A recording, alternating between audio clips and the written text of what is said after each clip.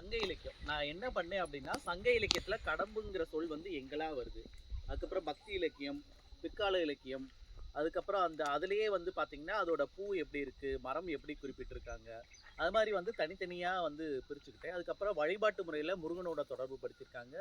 ஆ திருமாலோட அதாவது குறிஞ்சி திணையில் உள்ள கடவுள் முருகனோடையும் ஒப்பிட்டிருக்காங்க.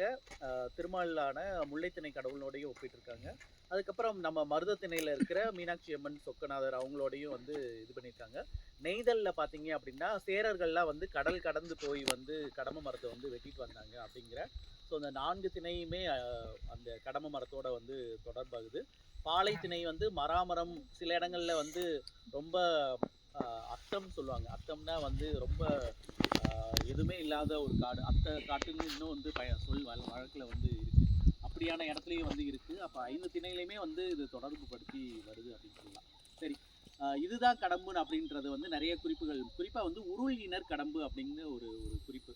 உருள்னா இந்த வடிவம் வந்து உருளையா இருக்கு. இணர் அப்படின்னா சங்க இலக்கியத்துல நிறைய பாடல்கள்ல வரும். இணர்னா பூங்கொத்துன்னு அர்த்தம். இங்கிலீஷ்ல வந்து கிளஸ்டரா பூக்கிறது, பஞ்சா பூக்கிறதுன்னு சொல்லலாம். ரொம்ப கரெக்ட் டேர்ம் வந்து இன்ஃப்ளோரசன்ஸ் அப்படின்னு சொல்லுவாங்க. கொத்து கொத்தா பூக்கக்கூடியது. அதுல வந்து உருண்டையான வடிவத்துல சொல்றதுனால உருள் இணர் கடம்பு பரிபாடல்ல வந்து 2 இடத்துல வந்து உருள் இணர் கடம்புன்னு வருது. நிறைய கடம்பு இருக்கு. அதுல வந்து இது பேர் வந்து வெறும் கடம்பு. அது நீர் கடம்பு, வெண்கடம்பு, மஞ்சள் கடம்பு அந்த மாதிரியா இல்லாம கடம்பு அப்படின்னு சொன்னா இந்த மரம் தான். அதுக்கப்புறம் வந்து என்னென்ன மரம் இருக்கு அப்படின்னா, மஞ்சள் கடம்பும் இதே மாதிரி தான் இருக்கும். இதே சைஸ்ல இது கோழிக்கூண்டு சைஸ்ல இருக்க மாதிரி அதுவும் கோழிக்கூண்டு சைஸ்ல தான் இருக்கும். ஆனா இலை வடிவம் பார்த்தீங்கன்னா வந்து இதே வடிவத்துல இருக்கும். ஸோ அது வந்து மஞ்சள் கடம்பு. அதுவும் வந்து மதுரையில் அழகர் கோயிலான மலை மேலே அந்த மாதிரியெல்லாம் இயற்கையாக இருக்கு.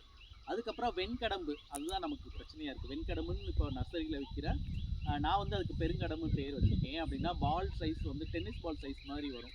இந்த பூவோட அளவுல பெரியதா இருக்கிறதுனால பெருங்கடம்பு இலையும் வந்து தேக்கு மர இலை அளவுக்கு இருக்கும். ஸோ அதனால பெருங்கடம்பு நான் பேர் வச்சுக்கிட்டேன். எளிமையாக இருக்கணும் அப்படிங்கிறக்க. இந்த பெருங்கடம்பு வந்து கொங்கன் ரீஜியனில் வந்து இயல்பாக இருக்கிறதாவும், நம்ம பகுதியில் வந்து தமிழ்நாட்டில் வந்து இது வந்து அவ்வளோ இயல்பாக வந்து இல்லை. சரி, இதை வந்து இடப்பெயர் ஆய்வுகளுக்கு உட்படுத்தினீங்க அப்படின்னா, தமிழ்நாட்டில் வந்து கடம்பூர், கடம்புகுளம், கடம்போடு வாழ்வு, கடம்ப ஊர்ணி இந்த மாதிரி வந்து நிறைய பெயர்கள் இடப்பெயர்கள் வந்து இருக்கு. ஸோ அப்போ இந்த இடத்துக்குலாம் போய் பார்க்கணுன்னு தான் முதல்ல எனக்கு தோணுச்சு. முதல்ல சிவகங்கையில் வந்து கடம்பங்குளம்னு ஒரு பகுதிக்கு போகலாம் அப்படின்னு நானும் தம்பி ஃப்ரெண்டு சக்தியா அவங்கெல்லாம் வந்து போனோம். போனால் அங்கே குளத்தையும் காணோம், கடம்பு மரத்தையும் காணோம். எதுவுமே இல்லை. போச்சு, நம்ம நம்ம நினச்சதே வந்து தப்பு போல அப்படின்னு நினச்சிட்டேன். அப்புறம் அவங்க தோட்டம் சிவகங்கையில் இருக்குது. அப்படியே அவங்க தோட்டத்துக்கு போயிட்டு பின்னாடி ஒரு பெரிய ஊரணி இருக்குது, பேர்டிங் பண்ணலாம் அப்படின்ட்டு போனோம். ஸோ அங்கே பார்த்தா ஒரு 3-4 கடம்பு மரம், பெரிய கடம்பு மரம் இருந்தது. ஸோ அப்போ தான் உணர்ந்தேன், இங்கே கடம்பங்குளத்தில் இல்லைனாலும் இந்த இது வந்து இந்த பகுதியே பரவலாக இருந்திருக்கு. அதோட எச்சம் இங்கே இல்லைனாலும் அங்கே இருக்குது அப்படிங்கிறத வந்து புரிஞ்சுக்கிட்டேன். ஸோ அது வந்து ஒரு பெரிய நம்பிக்கையை கொடுத்தது. அதுக்கப்புறம் மதுரையை சுற்றி பார்த்தீங்கன்னா, அலங்காநல்லூர் கிட்ட வாவிடை மருதூர்னு ஒரு ஊர் இருக்குது. அங்கே வந்து ஒரு 100 வருஷ கடம்ப மரம் ரோட்டு மேலேயே, அலங்காநல்லூர் டு சத்திரப்பட்டி ரோட்டு மேலேயே வந்து ஒரு பெரிய கடம்ப மரம் இருக்குது. மார்நாடு கருப்பசாமியை வந்து சாமியை வச்சு கும்பிடுறாங்க. இந்த மாதிரி வந்து மதுரையை சுற்றி, அதுக்கப்புறம் மதுரை காமராஜர் பல்கலைக்கழகத்துக்கு எய்த்தாப்புல கடம்பூரணின்னு ஒரு ஊரணி இருக்குது. அதில் பேருக்கு ஏற்ற அளவுக்கு ஊரணி சின்னதாக இருக்குது. ஒரே ஒரு பெரிய கடம்ப மரம் இருக்குது.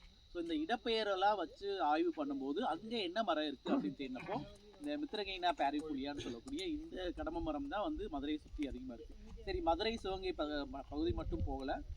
திருநெல்வேலியில் கடம்போடு வாழ்வு, ஈரோடு பக்கம் வந்து கடம்பூர், ஸோ அந்த பகுதியெல்லாம் போனாலும் வந்து இந்த கடம்ப மரம் தான் இருக்குது. சரி, முருகனுக்கான கடம்ப மரம் எது அப்படின்னு தேடினப்போ நீங்கள் பழனி வந்து கிரிவலம் வந்தீங்க அப்படின்னா ஒரு 29 மரம் வந்து நல்ல பெரிய கடம்ப மரங்கள் வந்து பழனி கிரிவலம் பாதையில் வந்து இருக்குது, இயற்கையாகவே இருக்குது. அதுக்கப்புறம் ஈரோட்டில் வந்து பார்த்தீங்கன்னா பச்சைமலை முருகன் கோயில், ஒரு முருகன் கோயில் இருக்குது. அங்கேயும் வந்து தலைவரிச்சமாக முருகனுக்கு வந்து இந்த கடம்ப மரம் தான் இருக்குது.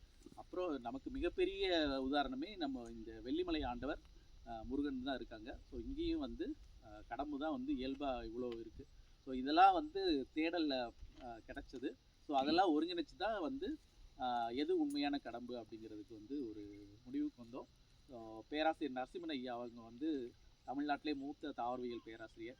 ஸோ அவங்க வந்து இந்த நூலை வந்து வெளியிட்டாங்க. அவர்கிட்ட சொன்னதே என்னென்னா, நான் வந்து பாட்னிஸ்ட் இல்லை. ஸோ நான் சொன்னால் வந்து இது எடுபடுமான்னு எனக்கு தெரியல. அதனால் நீங்கள் வந்தால் நல்லாயிருக்கும் அப்படின்னு சொன்னேன். நல்லா இருந்தால் மட்டும் வாங்க அப்படின்னு சொன்னேன். ஸோ என்னோடய நூல் அவருக்கு அனுப்பிச்சி விட்டேன். எந்த பிழையுமே அவர் சொல்லவே இல்லை. ஸோ அவர் வந்து வந்தார். ஸோ ஒரு 2 வருஷம் உழைப்புக்கு ஒரு ஒரு அங்கீகாரமாக பார்க்குறேன் அதை. அதையும் விட இந்த கடம்பு வந்து இதுதான் உண்மையான கடம்புன்றதை அவரும் ஒத்துக்கிட்டு இது பண்ணாங்க அப்படிங்கிறது ரொம்ப பெரிய விஷயம் பார்க்குறேன். ஆனால் மதுரையில் உள்ள பெரும்பாலான பேராசிரியர் ஸ்டீஃபன் சாராக இருக்கட்டும், சுப்பையா கருமசாமி சார், மித்ரா காலேஜ் அவங்களா இருக்கட்டும், அவங்களுக்குலாம் வந்து நிறைய ட்ராவல் பண்ணதுனால இதுதான் உண்மையான கடம்பு அப்படிங்கிறது வந்து புரிதல் இருக்குது. ஆனால் சில கல்லூரிகளில் சில உங்களுக்குலாம் வந்து இது அவங்களாம் சரி பெரும்பாலும் பயணிக்காததுனால இதுதான் உண்மையான கடம்ப மரம் அப்படிங்கிறது தெரியல. மதுரைக்குள்ளே இந்த மரம் பார்க்கணுன்னா மீனாட்சி அம்மன் கோயிலில் வந்து போய் பார்க்கலாம். என்னோட சின்ன வயசுலலாம் வந்து அந்த துர்க்கை அம்மன் எய்த்தாப்பில் இருக்க பட்டு போன கடம்ப மரத்தை அப்படி எட்டி போய் தொடுறதா இப்போவும் நிறைய பிள்ளைங்க பண்ணுறாங்க. ஸோ நீங்களும் பண்ணியிருப்பீங்கன்னு நம்புகிறேன். அந்த ஒரு மரம் தான் இருக்குதுன்னு நிறைய பேர் இன்னும் நினச்சிக்கிட்டு இருக்காங்க. ஆனால் அப்படிலாம் இல்லை. கோயிலுக்குள்ளேயே ஒரு 3 மரம் இன்னும் எஞ்சி இருக்குது. மதுரை நகருக்குள்ளேயும் அந்த மாசி வீதிகள்லாம் சில இடங்கள்ல இருக்குது. புட்டுத்தோப்பில் வந்து கடம்பவன ஈஸ்வரர் கோயிலில் வந்து இருக்குது. ஸோ மதுரையில் இன்னும் அங்கங்கே வந்து கடம்ப மரம் இருக்குது அப்படின்னு சொல்லலாம். இங்கே தான் வந்து 400 கடம்ப மரம் இருக்குது. இங்கே வந்து நிறைய அந்த பூச்சியாக இருக்குங்களா. ஸோ நிறைய நாங்கள் இது என்ன சாப்பிடுன்னே வந்து எங்களுக்கு தெரியாமல் இருந்தது. பதில் சார்லாம் நாங்களே யாரையா கூப்பிட்டு வந்து பார்க்கணும் அப்படின்னு நினச்சோம். ஒரு நாள் இரவு வரும்போது வந்து அந்த பூச்சியை வந்து பார்த்துட்டோம். நிறைய இலையில இருந்தது. லீஃப் கட்டர் அப்படின்னு ஒரு பூச்சி. அதில் எக்ஸாக்டாக என்னன்னு எனக்கு தெரியல லீஃப் கட்டரில். ஸோ அந்த பூச்சி தான் வந்து இதெல்லாம் சாப்பிடுது அப்படின்ட்டு சொன்னாங்க. ஸோ பல்லுயிர் சூழல் வந்து இங்கே ரொம்ப நல்லா இருக்குது அப்படிங்கிறத வந்து இது காட்டுது.